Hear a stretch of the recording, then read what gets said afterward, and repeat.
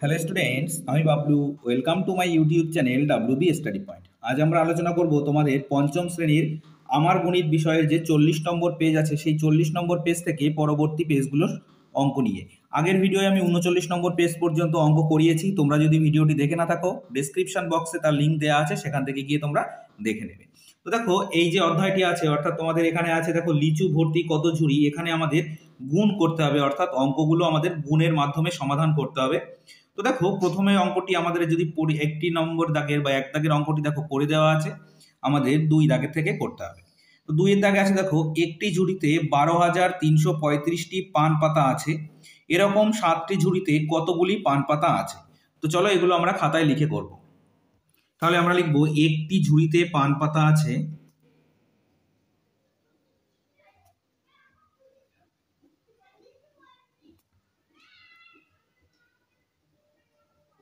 কতগুলি আছে দেখো বইতে আছে 12,335টি, এরকম ভাবে লিখবো 12,335টি। এবার উত্তর চেয়েছিল আমাদের 7টি ঝুড়িতে কতগুলি পান পাতা আছে। এবার লিখবো 7টি ঝুড়িতে আছে। দেখো, একটি ঝুড়িতে যদি 12,335টি থাকে, 7টি ঝুড়িতে অবশ্যই বেশি থাকবে, এবং সেটা বেশি করলে আমরা জানি কি যোগ করলে বেশি হয়, কিন্তু আমরা জানি কি গুণ যে পদ্ধতিটি আছে সেটি যোগের শর্টকাট নিয়ম, অর্থাৎ ছোট করে যদি করা হয় সেটাকে গুণ বলা হয়। তা আমরা গুণ করব 12,335 গুণ 7, একে 7 দিয়ে গুণ করব, ঠিক আছে। তো দেখো, 7 দিয়ে 5কে গুণ করলে হয় কত, 35। 35-এর 5 থাকে, বসলো হাতে আমার 3, 3 7 21, 21 আর হাতের 3 24, 24-এর 4 হাতে 2, আবার 3 7 21 আর হাতে যে 2 আছে সেই 2 যোগ করলে কত হচ্ছে 23, 23-এর 3 হাতে 2, 7 2 14, 14 আর 2 16, 6 হাতে 1, 7 1 7 আর 1 8। তাহলে 7টি ঝুড়িতে এতগুলি পাতা আছে বা পান পাতা আছে, ঠিক আছে। এবার দেখো, আমাদের যে পরের অঙ্কটি আছে, অর্থাৎ 3-এর দাগে, একটি ট্রাক 8,201টি আনারস নিয়ে জলপাইগুড়ি থেকে কলকাতা যায়, এরকম 12টি ট্রাকে কতগুলি আনারস নিয়ে যাওয়া যাবে হিসাব করতে বলেছে। তো চলো অঙ্কটি করে নিই। তাহলে এভাবে লিখবো, একটি ট্রাকে যাবে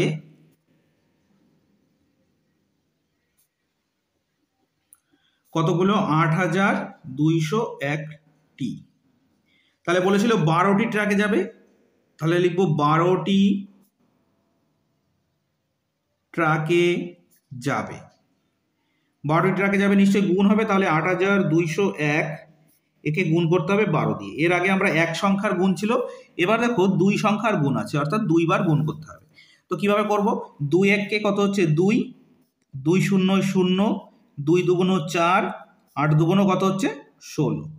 দেখো, সর্বপ্রথম আমাদের এই 2 দিয়ে উপরের 4টাকে গুণ করে নিতে হবে, তারপরে এই 1 দিয়ে উপরের 4টাকে গুণ করে নিতে হবে। এই পরের সংখ্যাটা, অর্থাৎ দশকের ঘরের সংখ্যাটা দিয়ে গুণ করার সময় আমরা এখানে একটা গুণ চিহ্ন দিয়েও নিতে পারি, অথবা একটা শূন্যও দিয়ে নিতে পারি, ঠিক আছে। তো দেখো, আমরা শূন্য দিয়েও অঙ্ক করে উত্তর বের করতে পারি। যদি আমরা এখানে শূন্য পাতাই, একটা শূন্য পাতি নিলাম। এবার 1 1 কে 1, 1 0 0, 2 1 কে 2, 8 1 কে 8, কেমন। এবার যদি যোগ করতে হবে এগুলোকে, 2 করতে 2, 1 বসে গেল, 4 বসে গেল, 4 আর 2 যোগ করলে হচ্ছে 6, আর 8 আর 1 9 যোগ করলে হচ্ছে 9। তাহলে উত্তর কত হবে, 96,412টি কত কি যাবে, আনারস নেওয়া যাবে। তাহলে আমরা উত্তর লিখবো, অতএব 12টি ট্রাকে, সরি জফলা হবে না, ট্রাকে 96,412টি আনারস নেওয়া যাবে, ঠিক আছে। তো দেখো, এখানে আমি শূন্য পাতিয়ে গুণ করে দেখিয়েছি। এর পরের যে 2 সংখ্যার একটি অঙ্ক আছে, সেখানে এই শূন্যের জায়গায় আমি গুণ করে গুণ চিহ্ন পাতিয়ে অঙ্কটি করে দেখাচ্ছি। এবার দেখো, 4-এর দাগে আছে, একটি মোটর বাইকের দাম 35,225 টাকা, দুটি মোটর বাইকের দাম কত। তাহলে আমাদের সর্বপ্রথম লিখতে হবে একটি বাইকের দাম কত দেওয়া ছিল বইতে, 35,225, অবশ্যই টাকা। এবার বলেছিল দুটি বাইকের দাম, তাহলে আমরা লিখবো দুটি বাইকের দাম।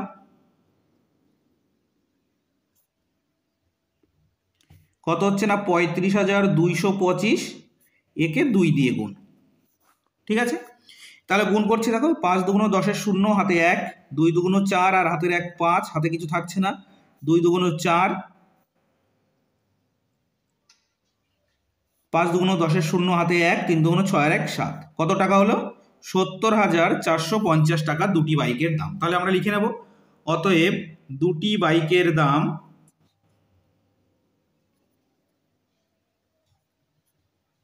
কত হচ্ছে? 70,450 টাকা। ক্লিয়ার? যদি কোথাও বুঝতে অসুবিধা হয়ে থাকে অবশ্যই আমাকে কমেন্ট করে জানাবে। এটা তো গেল এক সংখ্যার অঙ্ক। এর পরে আছে যে তোমাদের 5-এর দাগের যে অঙ্কটি আছে সেটি আমাদের 2 সংখ্যার অঙ্ক আছে। এবার দেখো 5-এর দাগে, দামোদরের তীরে এক চাষি 2,572টি তরমুজ চাষ করেছেন।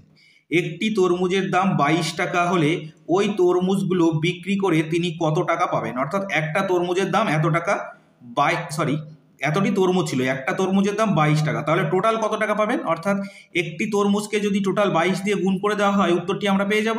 তো চলো উত্তরটি করে নিই। তাহলে আমরা লিখব, মোট তরমুজ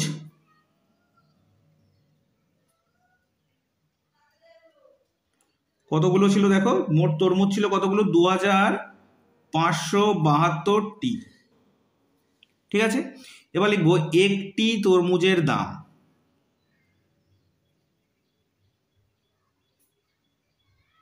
কত? 22 টাকা ছিল, একটি তরমুজের দাম 22 টাকা।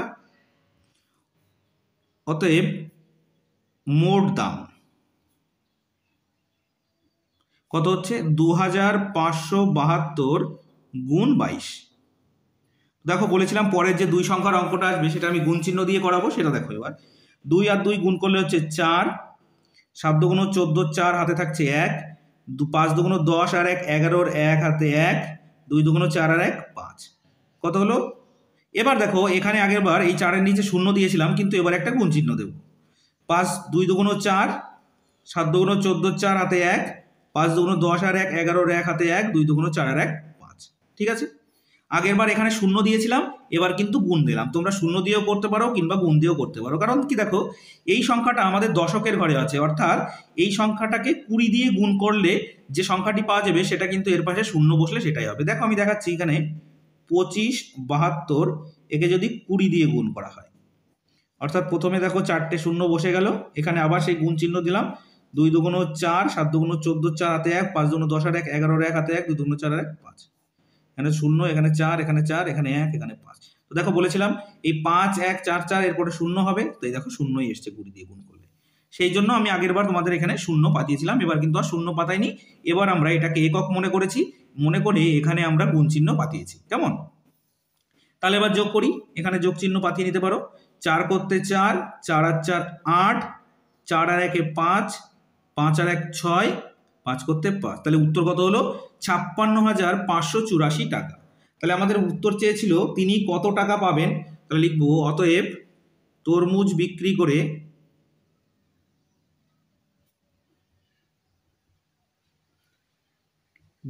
করে তিনি 56,584 টাকা পাবেন। কত টাকা পাবেন না? 56,584 টাকা। ঠিক আছে, তো এই গেল আমাদের তোমাদের যে 40 নম্বর পেজে অঙ্ক ছিল সেইগুলো, অর্থাৎ এখানে 2 সংখ্যার অঙ্ক ছিল। এর পরের পেজে আমাদের যে অঙ্কগুলো আছে অর্থাৎ 41 এবং 42 নম্বর পেজে, সেখানে কিন্তু আমাদের 3 সংখ্যার অঙ্ক আছে। তো চলো সেগুলো করে নিই। তো দেখো এখানে অঙ্কটি আছে, বাংলাদেশ থেকে 332টি ট্রাক কলকাতায় এসেছে, প্রতি ট্রাকে 235টি ইলিশ মাছের বাক্স আছে। তাহলে মোট কতগুলি ইলিশ মাছের বাক্স এসেছে আমাদের সেটা হিসাব করতে হবে। তো দেখো সেখানে পাঠিয়েছে 332 গুণ 235। দেখো এবার গুণের সংখ্যা কি, এই 5 দিয়ে একবার একে গুণ, 3 দিয়ে একবার একে গুণ, 2 দিয়ে একবার একে গুণ, যদি আমরা গুণের নিয়মে করি। আর একটা নিয়ম আছে, 5 দিয়ে একে গুণ করব, 30 দিয়ে একে গুণ করব, আবার 200 দিয়ে একে গুণ করব। তো দেখো তোমাদের প্রথমের নিয়মটি সেটি আছে, পরের নিয়মটি কিন্তু দ্বিতীয় নিয়ম এখানে করে দেওয়া আছে। তো সর্বপ্রথম বইতে যে নিয়মটি দেখিয়েছে সেটাই আমরা করি। তাহলে কি হচ্ছে দেখো, 5 দুগুণ 10-এর 0 হাতে 1, 3 5 15 আর 1 16, 6 হাতে 1, 3 5 15 আর 1 16। তাহলে 5 দিয়ে গুণ করলে কত হচ্ছে? 1660। এবার দেখো 30 দিয়ে গুণ করতে হবে, অর্থাৎ এটা দশকের ঘরে আছে তাই 30 দিয়ে গুণ করব। তো 30 দিয়ে গুণ করলে দেখো এখানে একটা 0 আছে, তাহলে 0টি আগে পাঠিয়ে নেব। কেমন? এবার এই 3 দিয়ে 2কে গুণ করলে হবে 6, 3 দিয়ে 3কে গুণ করলে হবে 9, 3 দিয়ে 3কে গুণ করলে কত হবে 9। ঠিক আছে, এরপরে আছে দেখো বলেছে 200 দিয়ে গুণ করতে হবে। দেখো 200 দিয়ে গুণ করতে হবে মানে কি, দুটো শূন্য আছে, তাহলে আমরা দুটো শূন্য আগে বাদিক থেকে ডান দিক থেকে বাদিকে পাঠিয়ে নেব, নিলাম। এবার 2 দিয়ে গুণ করব, 2 দুগুণ 4, 2 দিয়ে যদি 3কে গুণ করা হয় 6, আর এই 2 দিয়ে যদি 3কে গুণ করা হয় আবার হয় 6। এবার কি এগুলোকে আমাদের যোগ করতে হবে, তো শূন্য করতে শূন্য যোগ করে দিলাম, এই 6 আর 6 12, 2 হাতে 1, 4 আর 1 5, 9 আর 5 14, 14 আর 6 20, শূন্য হাতে 2, 6 আর 2 8, 8 আর 9 17, 17 আর 1 18, 8 হাতে 1, 6 আর 1 7। তাহলে কতগুলো ইলিশ মাছের বাক্স এসেছে, 78,002টি বা 78,020টি ইলিশ মাছের বাক্স এসেছে। আমরা যদি দ্বিতীয় পদ্ধতিতে করি অর্থাৎ গুণ চিহ্ন পাতিয়ে করি তবুও কিন্তু এই একই উত্তর আসবে। তো আমি এখানে আর করছি না, এর পরের অঙ্কটি আছে দেখো 2 এর দাগের যে অঙ্কটি, সেই অঙ্কটি ওইভাবে, তাহলে আমি সেই অঙ্কটি তোমাদেরকে করিয়ে দিচ্ছি। তো 2 এর দাগের অঙ্কটি পড়ে নেব। একটি শরৎ রচনাবলীর মূল্য 425 টাকা। রবীনবাবু ঠিক করেছেন 122 জন ছাত্রছাত্রীর প্রত্যেককে একটি করে শরৎ রচনাবলী দেবেন, তিনি কত টাকা খরচ করবেন? তো চলো করে নিই অঙ্কটি। তাহলে লিখব একটি শরৎ রচনাবলীর দাম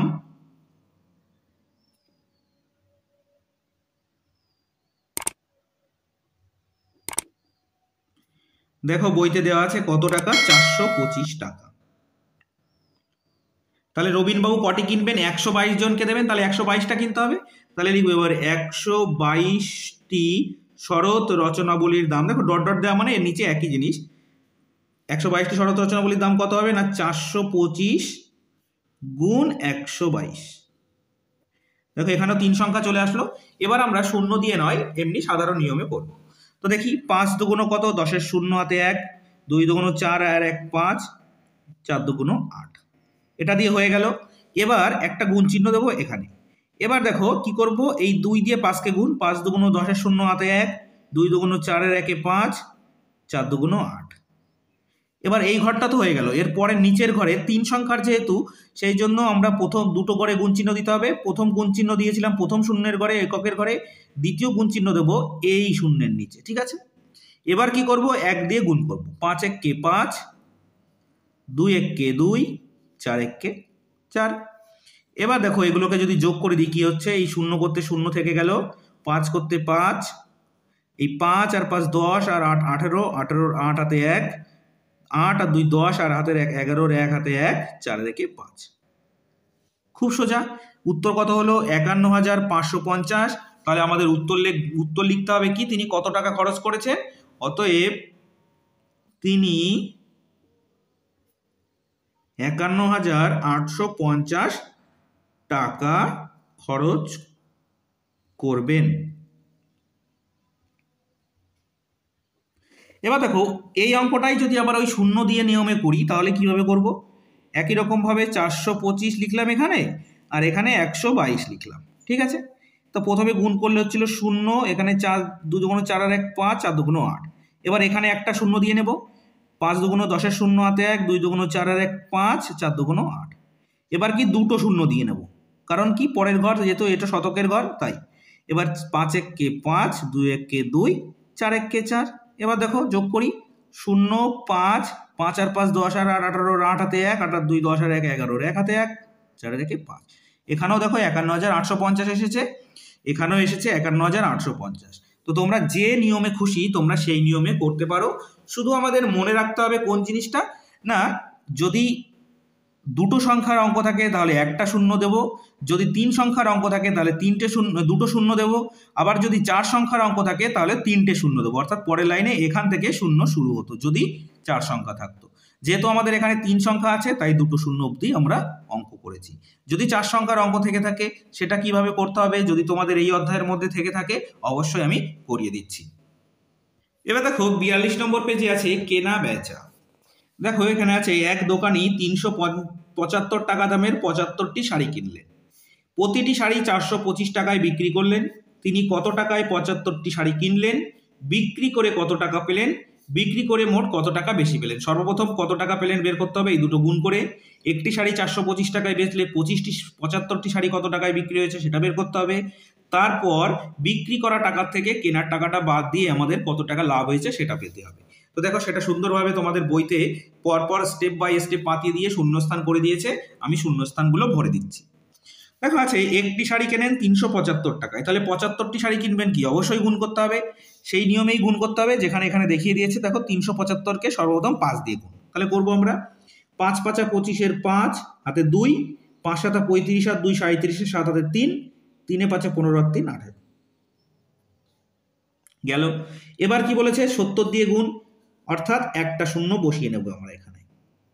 তারপরে কি হচ্ছে দেখো 7 দিয়ে যদি 5কে গুণ করি, 5 7 35 5 হাতে 3, 7 7 49 আর 3 52, 2 হাতে কত থাকছে আমার 5, 3 7 21 আর 5 26, এখানে লিখবো 26। এবার দেখো যোগ করে হয়েছে 28,125, শূন্য করতে শূন্য, 7 আর 5 12, 2 হাতে 1, 7 আর 1 8 আর 9 2 11 1 হাতে 1, 6 আর 1 7 আর হাতে 1 8, এই 2 করতে 2 বসে গেল। কত হয়েছে 28,125 টাকা কি তিনি এত টাকায় কিনেছিলেন। এবার দেখো পরের লাইনে আছে একটি শাড়ি বিক্রি করেছিলেন 425 টাকায়, তাহলে 75টি শাড়ি বিক্রি করলেন, কি করতে হবে, আবার সেই 75 দিয়ে গুণ 425কে। তো দেখি প্রথমে 5 দিয়ে, 5 5 25 5 হাতে 2, 5 2 10 আর 2 12, 2 হাতে 1, 4 5 20 আর 1 21 গেল। এবার 70 দিয়ে আবার গুণ, তাহলে কি একটা শূন্য বসিয়ে নেবো এখানে। 7 দিয়ে 5 7 35 5 হাতে 3, 7 2 14 আর 3 17 7 হাতে 1, 4 7 28 1 29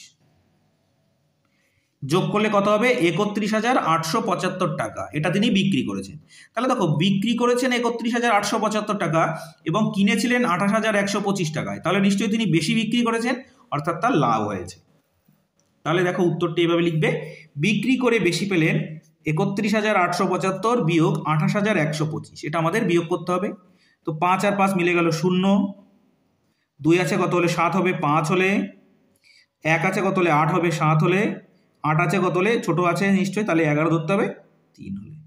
তাহলে উত্তর কত হবে 3,750 টাকা তিনি বেশি পেয়েছেন। ঠিক আছে, তো এটা দেখো তোমাদের বইতে পরপর করে কিন্তু করে দেওয়া ছিল, অর্থাৎ লিখে দেওয়া ছিল, আমাদের অঙ্কগুলো শুধু পাতিয়ে করতে হয়েছে। এর পরের পেজে অর্থাৎ 43 নম্বর পেজের যে অঙ্কগুলো আছে সেগুলো কিন্তু নিজেদের করতে হবে। দেখো 43 নম্বর পেজের 2 দাগের যে অঙ্কটি আছে, এক ঘড়ি ব্যবসায়ী 526 টাকা দামের 52টি ঘড়ি কিনলেন, প্রতিটি ঘড়ি 610 টাকায় বিক্রি করলেন। 52টি ঘড়ি কত টাকায় কিনলেন সর্বপ্রথম বের করতে হবে, বিক্রি করে মোট কত টাকা পেলেন সেটা বের করতে হবে, বিক্রি করে মোট কত টাকা বেশি পেলেন সেটাও করতে হবে। একই রকম সেম অঙ্ক, শুধুমাত্র নম্বরগুলো এবং লেখাগুলো পাল্টে দিয়েছে, কিন্তু অঙ্কের ভাবটা কিন্তু আমাদের একই। তাহলে চলো অঙ্কটি কিভাবে করবে একটু দেখে নাও। তাহলে সর্বপ্রথম আমাদের লিখতে হবে একটি ঘড়ির দাম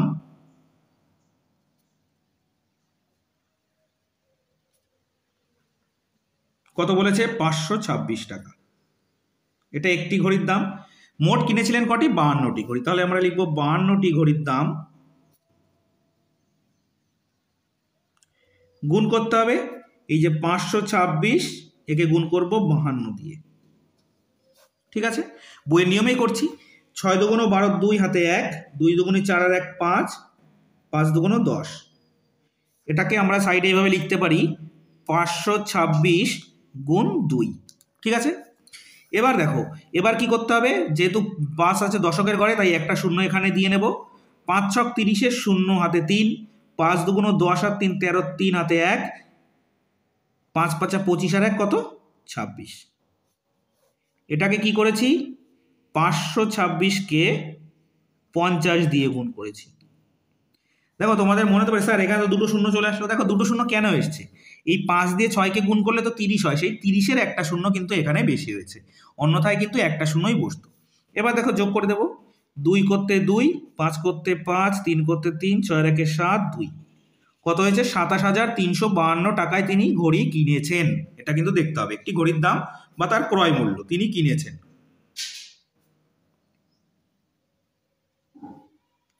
এত টাকা দিয়ে। ঠিক আছে, এবার দেখো বলেছিল একটি ঘড়ি বিক্রি করেছেন 610 টাকা, এবার লিখব একটি ঘড়ি বিক্রি করেন 610 টাকা।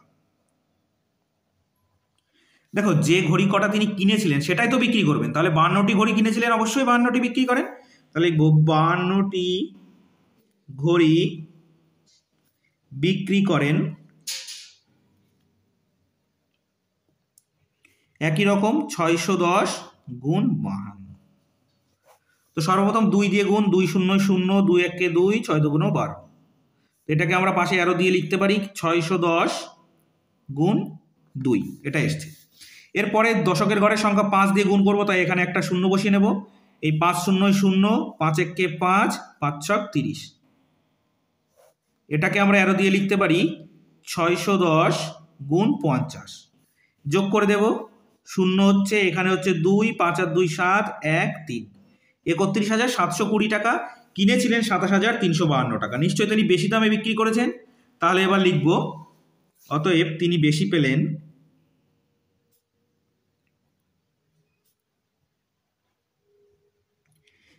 কি? বিক্রয় মূল্য থেকে ক্রয় মূল্য বাদ, অর্থাৎ যেটা বিক্রি করেছেন সেটা থেকে যেটা কিনেছেন সেটা বাদ। 31,720 বিয়োগ 27,352, এটা বিক্রি করে দেবো, অর্থাৎ বিয়োগ। 2 আছে কত হলে 0 আছে, তাহলে এটা কি 10 ধরে নেব।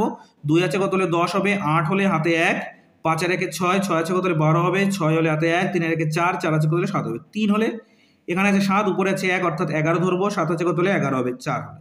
তাহলে তিনি বিক্রি করে কত বেশি পেলেন? 4,368 টাকা। ঠিক আছে, একদম কিন্তু সেম বইয়ের নিয়মেই আমি করিয়ে দিয়েছি, অর্থাৎ তোমাদের বইতে যেভাবে করানো আছে ঠিক সেরকমভাবেই করিয়ে দিলাম। কেমন? এবার দেখো 3 দাগের একটি অঙ্ক আছে। দেবব্রত বাবু তার 6 মাসের আয় দিয়ে 7 মাসের সংসার খরচ করেন, বা 7 মাসের খরচ চালান। তার মাসিক খরচ বলেছে 14,270 টাকা। তাহলে 1 মাসে খরচ হয় কত? 14,270 টাকা। তাহলে তার 6 মাসের আয় কত? দেখো এখানে একটা জিনিস আমাদের বুঝতে হবে, এই যে 6 মাসের আয়টাই কিন্তু 7 মাসের খরচ। অর্থাৎ তার 1 মাসে যদি এই টাকাটা খরচ হয়, তাহলে 7 মাসে যে টাকাটা খরচ হবে তার কিন্তু 6 মাসের আয় সেটা। ঠিক আছে, তাহলে 7 দিয়ে গুণ করবো, 7 0 0, 7 7 49, 9 হাতে 4, 7 2 14 আর 4 18, 8 হাতে 1, 4 7 28 আর 29, 9 হাতে 2, 7 1 7 আর 2 9। তাহলে তার এত টাকা কিন্তু 7 মাসের খরচ, 99,890 টাকা 7 মাসের খরচ। এই 7 মাসের খরচটাই তো বলে দিয়েছিল 6 মাসের আয়। তাহলে তার 6 মাসের আয় কত? একই 99,890 টাকা। এটাই কিন্তু তার 6 মাসের আয়। তো এই অঙ্কটা করলাম, সেই জন্যই দেখো পরে আরো একটি অঙ্ক দেওয়া আছে। বলেছে শ্যামলবাবু তার 8 মাসের আয় দিয়ে 9 মাসের খরচ চালান। অর্থাৎ 8 মাসে যদি তিনি 10 টাকা ইনকাম করেন, সেই 10 টাকায় কিন্তু তিনি 9 মাসে খরচ করেন। বলেছে তার মাসিক আয় 11,232 টাকা হলে 9 মাসের খরচ কত? এবার একটু সোজা করে দিয়েছে যে 8 মাসে যদি তার খরচ 9 মাস হয়, সেই 8 মাসের মধ্যে 1 মাসের আয় বলেছে 11,235 টাকা। তাহলে 8 মাসের আয়টা আমরা বের করে নেব। তাহলে আমরা লিখবো 1 মাসের আয়